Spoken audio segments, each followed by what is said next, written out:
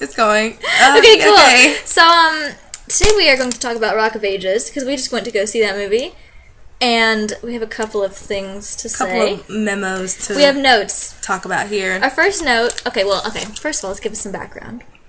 I haven't seen Rock of Ages. Neither have I. And, I think I have the music downloaded, but I've never listened to it because, like, I don't like listening to shows unless I've seen them.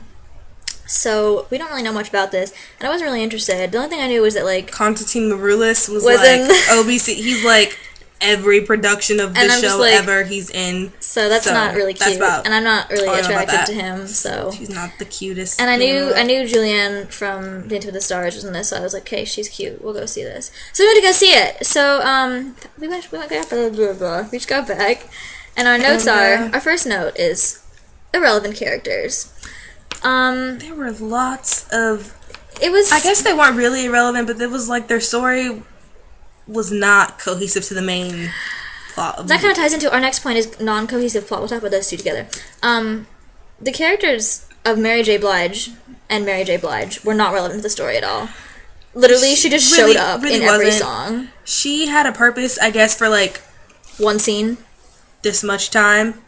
But then she continued to carry on that purpose for the last half hour of the movie. It wasn't... And we didn't need that. Not a good look. The movie's advertised as Tom Cruise being the main character when he's literally not, useless. His character is not... I don't know, I guess maybe it would with, make more sense if we had seen the stage show, but, like, literally, I had... But even in the stage show, his character's not the main deal, It's crazy. Like, there's tons of people, and I was like, who are these people? There's way too many characters. It was way too many characters. I was very confused. I was sitting there like...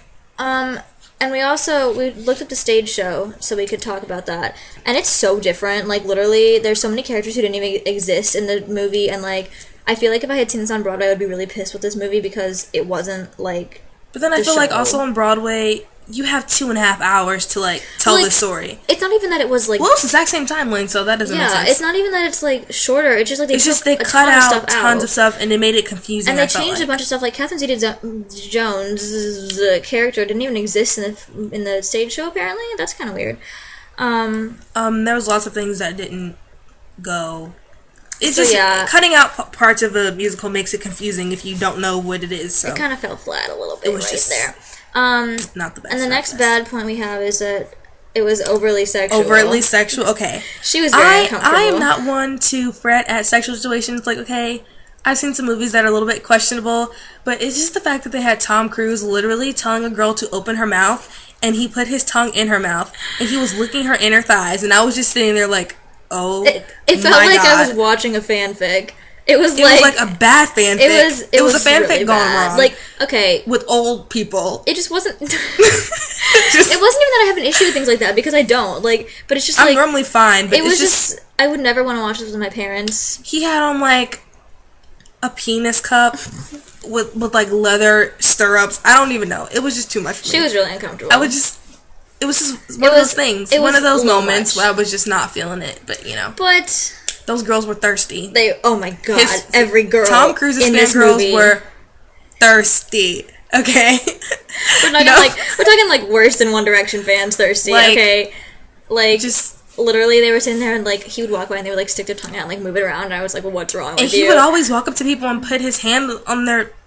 Like, grab their breasts? What? It was just too much for me. It was a little much. It was a little inappropriate. Not for children. Not safe for children. I guess, what was it rated? PG-13? Very loosely was it rating. Okay, so we have some good points, though. I like the music a lot. Only one good point. 2 good points. I liked the music a lot, okay? Like, it was like, I thought it was kind of weird how they mixed in, like, original things. songs with... And, like... 80s anthems of the hair metal. And I thought it was kind of weird how the kid was like, yeah, I wrote this song, it's Don't Stop Believing. I was like, that's kind of weird. We know you didn't write it. That's kind of weird. But it's okay, because... It's for a story, so whatever. It was cute for his purpose of writing it. It made sense. It was... But yeah, I really like those songs, and it's like... I don't know. I'm happy that something has cleansed my mind of the Glee version of these songs, because... Yeah. Let's be real for one fucking second. They murdered all those songs. Slaughters we'll talk about that in another video. But the other good point that we have is that they had pretty actors. Basically, Very good looking. The main guy was actually very cute. And Julianne Hough, because Julianne Hough is really pretty, and I love her. They were a very nice looking couple. And I could ship that. I can't even tell you his name. I should have. I don't know his name. But he was in Pretty Little Liars, apparently. Diego something. Yes, that's something. Diego. But he's really cute, and he's very good looking. And he cut his hair like halfway through the movie, and it like grew back and stuff like that. And I was like, but it looked good both ways, and I was like, he's just got a good face. He just kept that look going. He's got a good look. He was a good one. So I think that's all we have to talk about. Yeah. So now we're gonna. What are we doing next? Something. We'll make more. We'll make more of these about musical films and stuff like that, and just stuff that we see and things. So that was fun. I hope that you enjoyed it, and I hope you enjoy Rock of Ages, and tell us if you like it. Okay, bye! Bye!